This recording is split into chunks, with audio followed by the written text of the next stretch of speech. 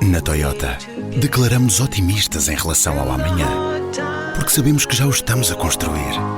São projetos como um Toyota Uma Árvore, que já plantou mais de 200 mil árvores em florestas portuguesas, ou a iniciativa Um Toyota Uma Missão, que apoia instituições de solidariedade social que nos mantêm em movimento para chegarmos onde queremos, mais além.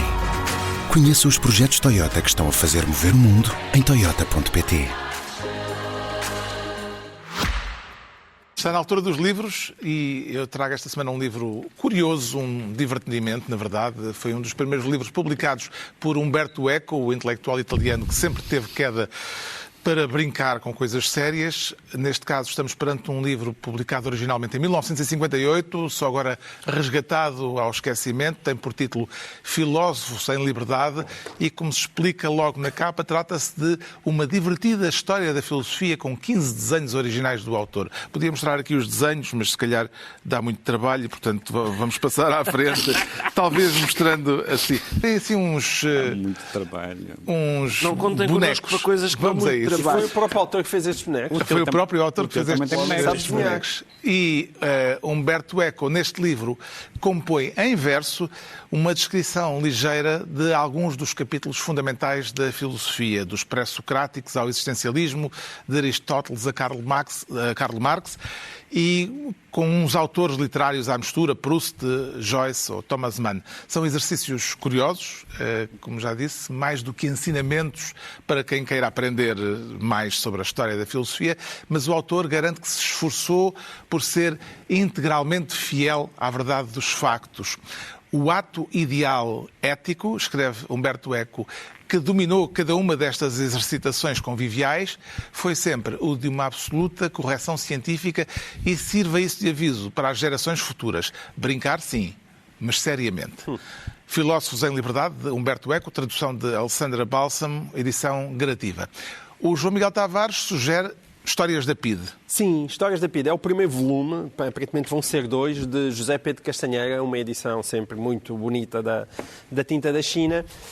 E isto são histórias, reportagens, investigações que o José Pedro Castanheira foi publicando no Expresso desde 1998 até ainda há pouco tempo. Algumas são de 2025.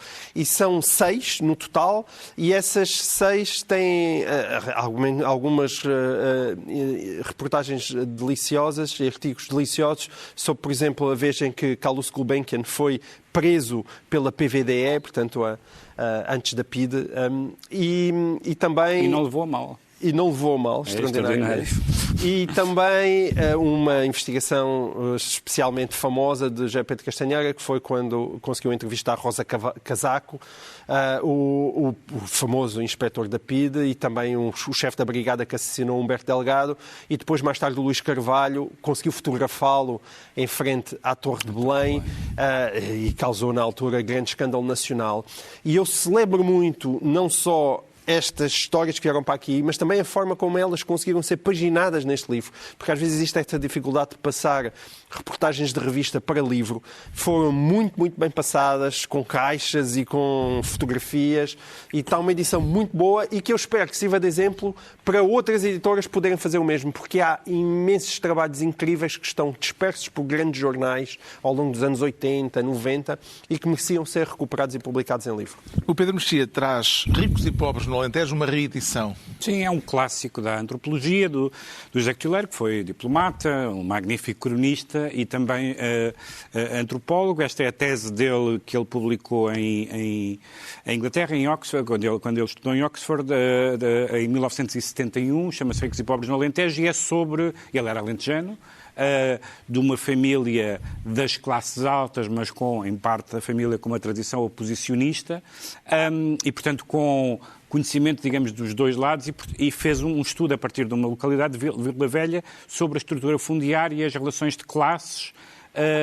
seguindo-se, como aliás é explicado nesta reedição, a um livro do Jorge Dias, que era um antropólogo, mas do Norte, e que tinha uma visão benigna sobre o latifúndio, e esta visão não é benigna, e é muito interessante explicar de um homem que não era, embora tenha sido na sua juventude comunista, mas que não foi na sua vida de adulto maioritariamente dessa esquerda, e no fim da vida creio que nem de esquerda, mas é um clássico que sobre este tema antecipa a discussão, as reformas agrárias e tudo isso que viriam logo, e é um livro respeitado à esquerda e à direita nesta área. O Ricardo Araújo Pereira traz um Nobel profusamente ilustrado. Exatamente. Trata-se de Orhan Pamuk, o escritor turco, Nobel da Literatura. É um livro, chama-se Memórias das Montanhas Distantes. É um livro difícil de arrumar na prateleira, não só porque o género é muito invulgar, mas também fisicamente difícil de arrumar, porque o formato é diferente. Não te vais dar ao trabalho de mostrar os bonecos? É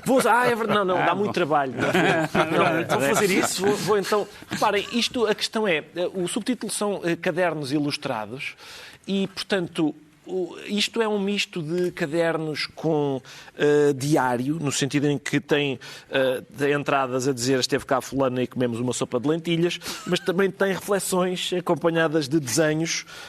Há palavras sobre os desenhos, essas palavras às vezes são meramente descritivas, outras vezes são, digamos, poéticas, e portanto eu não sabia, mas durante a infância e a juventude o Orhan Pamuk queria ser pintor, era o que ele queria. E é por isso que os cadernos /diários dele são tão melhores do que os nossos, porque ele sabe desenhar e nós... Eu, se calhar estou a ser estes plurais são abusivos, mas realmente eu não.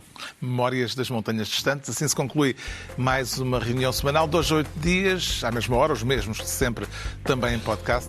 Pedro Mexia, João Miguel Tavares e Ricardo Araújo Pereira.